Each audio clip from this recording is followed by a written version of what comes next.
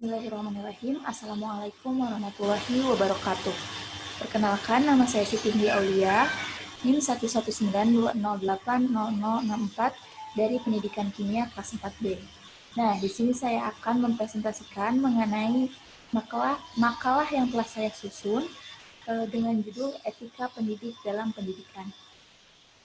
Langsung saja pada materi yang pertama. Nah, di sini ada pengertian etika pendidik. Nah, etik ini berasal dari perkataan ethos yang berarti watak. Sementara adab adalah keluhuran budi yang berarti menimbulkan kehalusan budi atau kesusilaan, baik yang menyangkut batin maupun yang lahir. Nah, kemudian dalam Undang-Undang Sisdiknas Nomor 20 Tahun 2003 dijelaskan bahwa pendidik sendiri adalah tenaga kependidikan yang berkualifikasi sebagai guru, dosen, konselor, pamong belajar, widya suara, tutor, instruktur, fasilitator, dan sebutan lain yang sesuai dengan kekhususannya, serta berpartisipasi dalam menyelenggarakan pendidikan. Nah, maka dari dua pengertian tadi dapat disimpulkan bahwa etika pendidik di sini yaitu merupakan norma-norma yang mengatur hubungan kemanusiaan, relationship antar guru dengan lembaga pendidikan seperti sekolah. Nah, entah itu etika guru dengan sesama guru atau etika guru dengan peserta didik dan etika guru dengan lingkungan sekitarnya. Sebagai sebuah jabatan pekerjaan, profesi guru ini memerlukan kode etik khusus untuk mengatur hubungan-hubungan tersebut. Kemudian selanjutnya yaitu ada kode etika pendidikan di Indonesia. Tentu saja Indonesia ini di Indonesia sendiri telah merumuskan kode etika pendidik bagi profesi guru. Rumusan ini dirumuskan oleh pada tahun 1973 oleh PGRI atau Persatuan Guru Republik Indonesia dengan mengadakan Kongres PGRI ke-8. Nah, kode etik pendidik sendiri merupakan norma dan asas yang disepakati dan diterima oleh pendidik-pendidik di Indonesia sebagai pedoman sikap dan perilaku dalam melaksanakan tugas profesi sebagai pendidik, anggota masyarakat, dan warga negara. Nah, tentu saja pedoman sikap dan perilaku yang dimaksud di sini merupakan nilai-nilai moral yang membedakan perilaku pendidik yang baik dan buruk, serta yang boleh dilakukan atau tidak boleh dilaksanakan selama guru tersebut menunaikan tugas-tugasnya, tugas-tugas profesionalnya untuk mendidik, mengajar, membimbing, mengarahkan, melatih, dan mengevaluasi siswa serta pergaulan sehari-hari di dalam atau di luar sekolahnya. Kemudian untuk selanjutnya yaitu ada sumber kode etika pendidik di Indonesia. Nah, sumber-sumbernya itu yang pertama yaitu dari nilai-nilai agama Pancasila. Kemudian yang kedua ada dari nilai-nilai kompetensi pedagogis, kompetensi kepribadian, kompetensi sosial, serta kompetensi profesional. Kemudian yang ketiga yaitu dari nilai-nilai jati diri, harkat, dan martabat manusia yang meliputi perkembangan kesehatan jasmani, emosional, intelektual, sosial, dan spiritual. Kemudian untuk selanjutnya yaitu ada tujuan dari kode etika pendidik. Tentu saja dengan dirumuskannya kode etika sendiri pasti mempunyai tujuan tersebut ya. Nah, tujuannya apa sih? Tujuannya itu untuk menempatkan pendidik sebagai profesi terhormat, mulia, dan bermartabat yang dilindungi oleh undang-undang. Oleh karena itu, kode etik pendidik harus ditaati. Untuk selanjutnya yaitu ada fungsi kode etika pendidikan. Nah, fungsinya secara umum, fungsi dapat dirinci bahwa fungsi kode etik pendidik ini yang pertama itu sebagai agar pendidik memiliki pedoman dan arah yang jelas dalam melaksanakan tugasnya sehingga terhindar dari penyimpangan profesi. Kemudian yang kedua itu pendidik agar pendidik bertanggung jawab atas profesinya sendiri.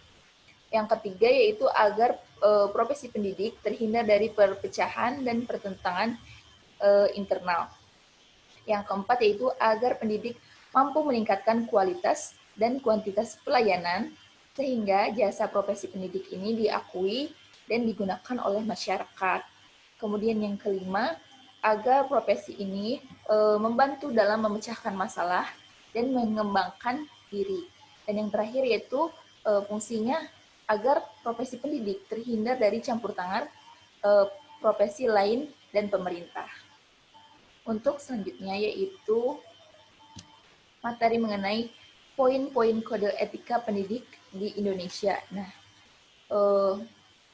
kode etik pendidik Indonesia yaitu pendidik menyadari bahwa pendidikan adalah bidang pengabdian terhadap Tuhan Yang Maha Esa, bangsa dan negara, serta kemanusiaan pada umumnya.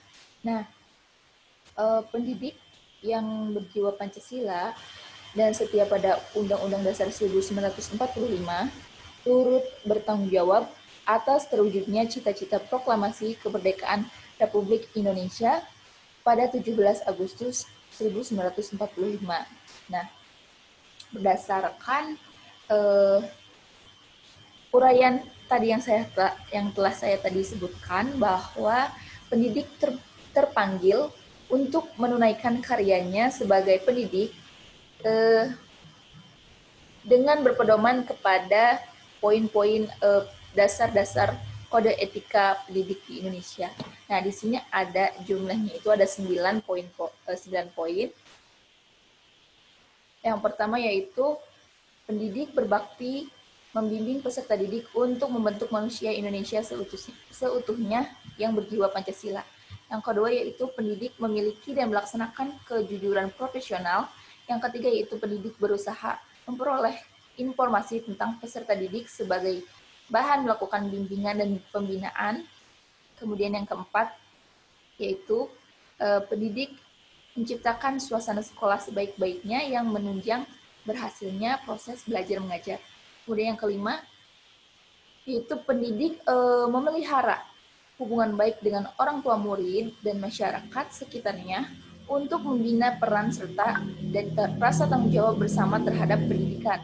Nah, kemudian yang keenam yaitu pendidik secara pribadi dan bersama-sama mengembangkan dan meningkatkan mutu dan martabat profesinya. Yang ketujuh yaitu pendidik memelihara hubungan seprofesi, semangat kekeluargaan, serta kesetiakawanan sosial.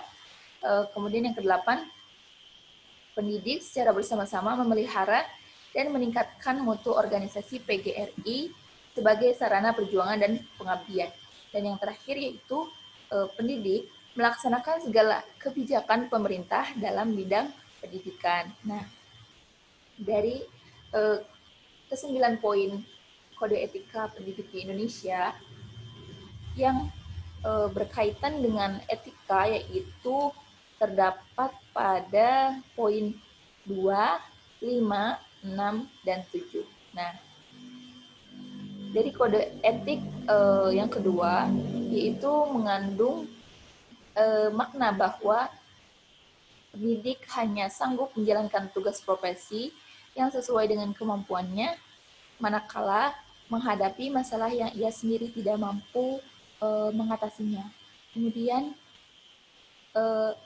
ia mengaku bahwa dengan jujur bahwa masalah itu di luar kemampuannya sambil terus meningkatkan kemampuan yang dimilikinya. Kemudian dari kode etik yang dari kode etik yang kelima, nah mengingat pentingnya peran serta orang tua peserta didik dan masyarakat sekitar untuk ikut andil dalam proses pendidikan di sekolah dan madrasah, maka mereka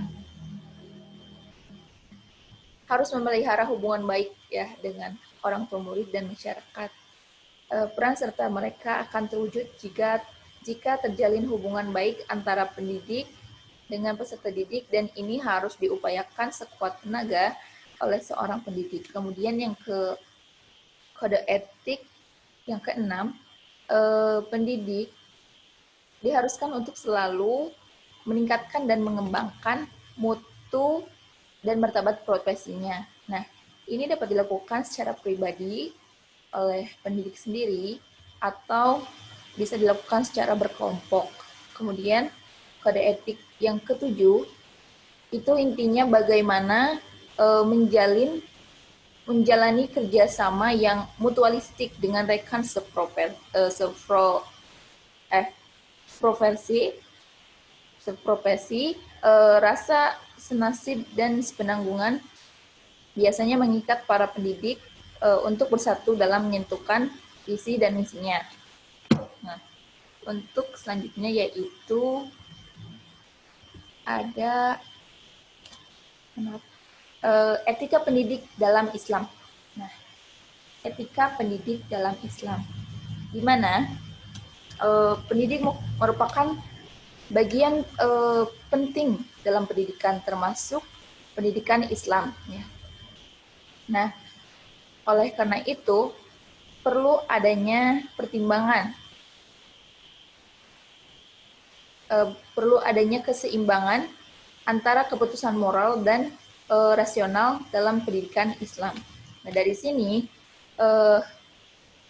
menariknya untuk kita memahami lebih dalam konsep pendidik dalam pendidikan Islam dengan ahlinya, yaitu seorang cendekiawan muslim yaitu Al-Ghazali, yang memang secara esensial ia mempertimbangkan aspek moral dan rasional dalam ulasan-ulasan pemikirannya. Menurut Al-Ghazali, seorang pendidik merupakan orang tua, pewaris para nabi, pembimbing, figur sentral, motivator atau pendorong, kemudian orang yang semestinya memahami tingkat kognisi atau intelektual peserta didiknya dan sebagai teladan bagi peserta didik. Nah, di sini dapat kita lihat bahwa menurut Al-Ghazali bahwa kepribadian dan etika guru adalah sebagai berikut. Yang pertama yaitu kasih sayang kepada peserta didik dan memperlakukannya sebagai anaknya sendiri. Yang kedua, meneladani Rasulullah sehingga jangan menuntut upah, imbalan maupun penghargaan. Nah, yang ketiga yaitu hendaknya tidak memberi predikat atau martabat pada peserta didik sebelum ia pantas dan kompeten untuk menyandangnya, dan jangan memberi ilmu yang samar, al-ilmi al-kafi, sebelum tuntas ilmu yang jelas, al-ilmi al-jali. Nah, yang keempat yaitu hendaknya peserta didik ditegur dari akhlak yang jelek atau sedapat mungkin dengan cara sindiran dan tunjuk hidung. Nah, yang kelima yaitu guru yang memegang bidang studi tertentu sebaiknya tidak menjelek-jelekan atau merendahkan bidang studi lainnya. Yang keenam, menyajikan pelajaran pada peserta didik sesuai dengan taraf kemampuan mereka. Kemudian yang ketujuh, dalam menghadapi peserta didik yang kurang mampu, sebaiknya diberi ilmu global yang tidak perlu menyajikan secara detailnya. Nah, yang terakhir yaitu guru hendaknya mengamalkan ilmunya dan jangan sampai ucapannya itu bertentangan dengan perbuatannya. Ya, mungkin dari kesimpulan materi yang telah tadi saya sampaikan, nah bahwa pendidik itu menjadi peran penting dalam adanya pendidikan di Indonesia ini. Nah, dengan pendidik harus menaati kode etik guru yang telah ditetapkan. Karena dengan kode etik guru Indonesia yang telah ditetapkan, itu dapat menempatkan guru sebagai profesi terhormat, mulia, dan bermartabat yang dilindungi oleh undang-undang.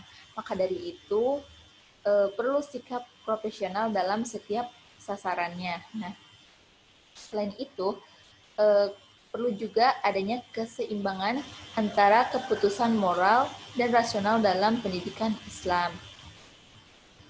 Mungkin saran dari saya untuk para calon guru, kita semua mahasiswa pendidikan kimia, hendaknya untuk dapat mempelajari dan memahami tentang profesi keguruan, terutama tentang kode etik guru, sehingga kedepannya diharapkan kualitas pendidikan di Indonesia itu bisa menjadi lebih baik lagi. Seperti itu. Mungkin cukup sekian materi yang dapat saya sampaikan. Mohon maaf apabila terdapat banyak kesalahan dalam menyampaikan materi. Billahi taufiq wal hidayah. Wassalamualaikum warahmatullahi wabarakatuh.